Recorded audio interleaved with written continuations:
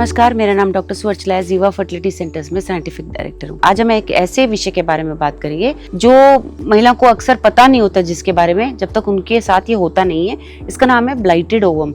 ये एक बहुत कॉमन कॉज है, रीजन है अर्ली मिसकैरेज का, एंड बहुत मुश्किल समय हो सकता है स्पेशली उनके लिए जो प्रेगनेंसी के लिए बहुत दिनों से ट्राई कर रहे होते हैं। सो ये ब्लाइटेड ओवम होता क्या है? ब्लाइटेड ओवम एक एन एम्ब्रियोनिक प्रेगनेंसी है। इसका मतलब अंडा फर्टिलाइज हुआ है, यूट्रस में गर्भ में इम्प्लांट हुआ है, लेकिन एम्ब्रियो डेवलप हो नहीं पाया, सैक फॉर्म हुआ है, प्रेगनेंसी हार्मोन्स राइज हुए हैं और आपको प्रेगनेंसी पॉजिटिव टेस्ट भी मिलता है। लेकिन जब आप अर्ली अल्ट्रासाउंड कराते हैं तो उसमें एम्प्टी जेस्टेशनल सैक होता है, यानी कि एम्ब्रियो नहीं है अंदर, बच्चा नहीं है अंदर।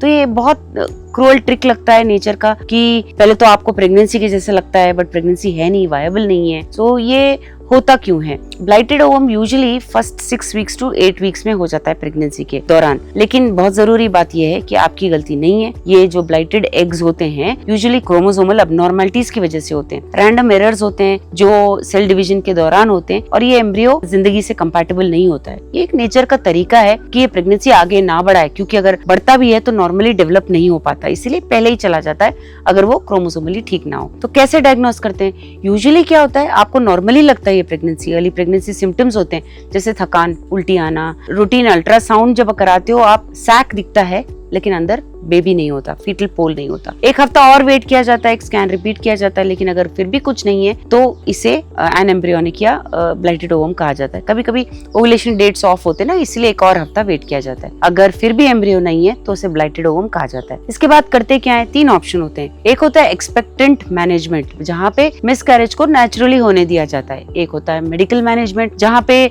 मेडिकेशन देके इस प्रोसेस को जल्दी किया जाता है, मतलब ब्लीडिंग होने के लिए। और तीसरा है डीएनसी, डायलेशन और क्यूरेटाज, एक माइनर सर्जिकल प्रोसीजर है जहां से ये ब्लाइटेड ओवम को निकाल दिया जाता है। आपके डॉक्टर इन तीनों में से कौन सा यूज करेंगे आपके कंफर्ट और हेल्थ के मुताबिक डिसाइड करेंगे। इसके बारे में और जानकारी के लिए अवश्य जीवा फर्टिलिटी सेंटर्स आए। धन्यवाद।